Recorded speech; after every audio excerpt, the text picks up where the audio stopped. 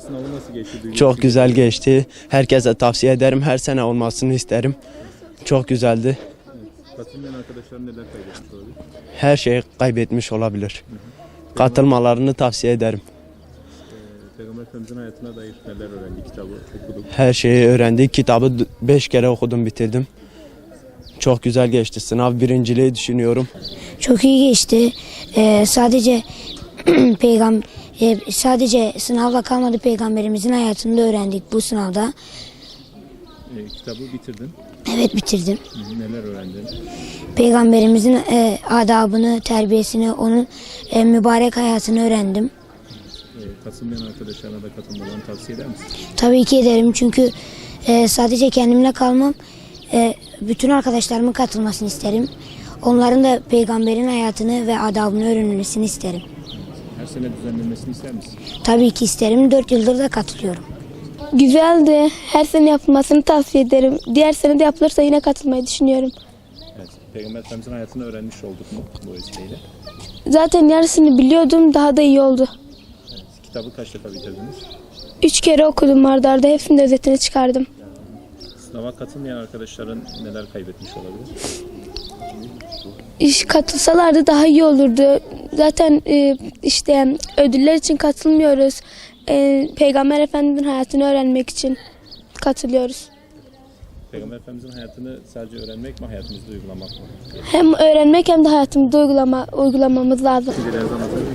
Sınavım iyi geçti. Sınavı kolay sormuşlardı. İyiydi. Katılmayanlara tavsiye eder misin? Evet, tavsiye ediyorum. Kolay sormuşlardı. Bir zorluğu yoktu. Herkesin katılmasını istiyorum. Yani diliyorum. Yani güzel geçmişti. Kitabı bitirdiniz mi? Size neler kattı kitabı? Evet, kitabı bitirdim. Peygamberimizin hakkında çok şey öğrendim. Kitapta güzel şeyler anlatıyorlardı. Tavsiye ediyorum herkesin girmesini. Yani güzel bir sınavdı. Kolay sormuşlardı. Her sene yapılması hakkında ne düşünüyorsun? Bence her sene yapılmalı, çünkü insanlar da peygamberimizin hayatını keşfetmeli, öğrenmeli. Hayatından birçok güzellikler var, onlardan örnek almamız gerek. Bu siyer sınavına daha önceden de girmiştim. Şimdi de girdim. Peygamber Efendimizin hayatını öğrenmek için girdim. Hediyeler var. Ama hediye almasak da gene hediye kazanmış oluyoruz. Çünkü Peygamber Efendimizin hayatını öğrenmiş oluyoruz.